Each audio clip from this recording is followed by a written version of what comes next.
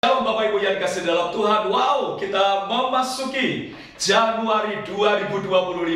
Selamat tahun baru buat Bapak Ibu semua. Dan saya percaya di tahun yang baru 2025 kita mendapatkan harapan baru, sukacita baru, semangat yang baru di dalam Tuhan. Mari kita lupakan 2024, tapi jangan lupa kita juga banyak mengenang kebaikan Tuhan 2024. Hal-hal yang terlupakan, hal-hal yang tidak baik, mari kita geser semua, fokus 2025. Dan kita bersyukur di awal tahun ini, saya terus melihat saudara ada dalam berkat kemurahan Tuhan.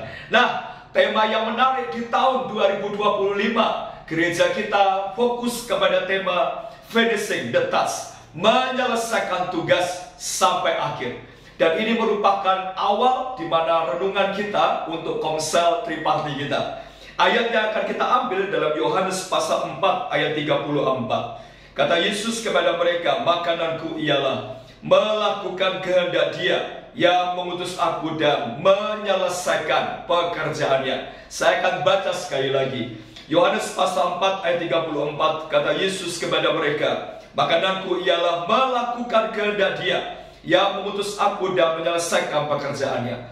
Ayat rujukannya Bapak Ibu bisa baca dalam Matius pasal 28 ayat 19 sampai 20 yang merupakan mandat amanat agung yang harus kita lakukan. Saudara, bicara tentang kedatangan Tuhan Yesus ke dunia pada tahap yang pertama, yaitu lahir di kandang yang hina, menjadi pribadi yang melayani, mati disalib, bangkit dari antara orang mati. Saudara, itu adalah bagian penting yang kita tidak boleh lupakan, karena itu adalah esensi kekristenan.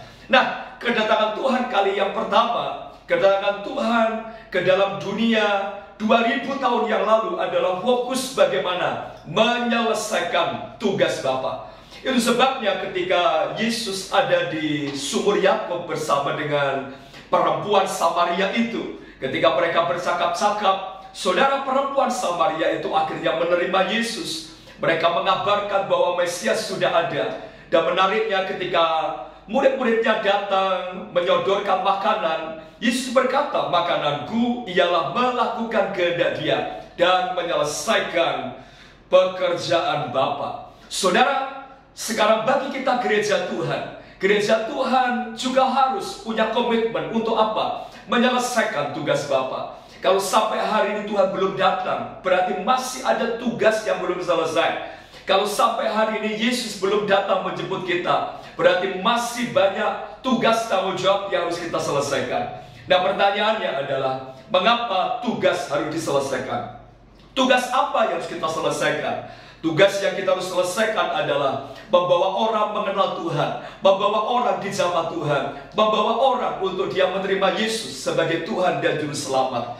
Pesan saya adalah, jangan keselamatan hanya untuk diri kita. Keselamatan jangan untuk buat keegoisan kita saja. Orang lain juga membutuhkan keselamatan. Nah, mengapa tugas harus diselesaikan? Yang pertama, ini adalah teladan Tuhan Yesus. Yesus memberikan teladan dan berkata kepada murid-muridnya, aku datang untuk menyelesaikan pekerjaan Bapa. Jadi sebagai orang yang percaya di dalam Tuhan, mari kita juga bergandengan tangan bersama-sama jemaat Ebenezer dan Sion.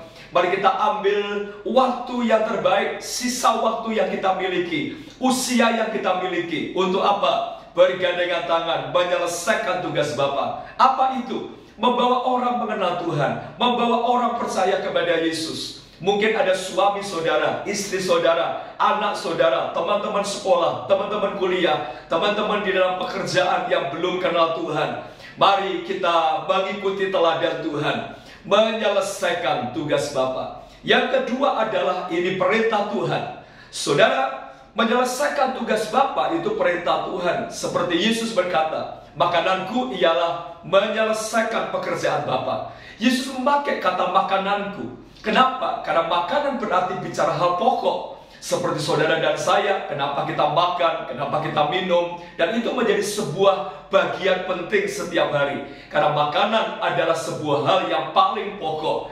Jadi sesuatu yang paling pokok dalam hidup kita adalah menyelesaikan tugas Bapa. Nah, masalahnya seringkali kita terlalu tergoda atau kita lupa dengan kondisi keadaan yang di dunia.